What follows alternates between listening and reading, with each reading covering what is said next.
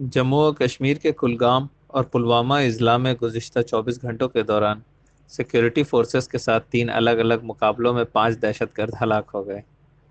علاقے میں شدت پسندوں کی موجودگی کی اطلاع کے بعد سیکیورٹی فورسز نے ضلع کلگام کے علاقے زودر میں ایک کارڈن اینڈ سرچ آپریشن شروع کیا تھا۔ سرچ آپریشن ایک انکاؤنٹر میں بدل گیا جب عسکریت پسندوں نے سیکیورٹی فورسز پر فائرنگ کر دی۔ اس مقابلے میں لشکر طیبہ کے 2 دہشت گرد مارے گئے۔ پلوامہ میں الگ الگ مقابلے میں مزید 2 عسکریت پسند مارے گئے جبکہ ایک اور ہندوارہ میں بھی مارا گیا۔ ہندوارہ انکاؤنٹر میں حزب اللہ کا ایک اعلیٰ دہشت گرد مہراز الدین حلوائی عرف عبید مارا گیا۔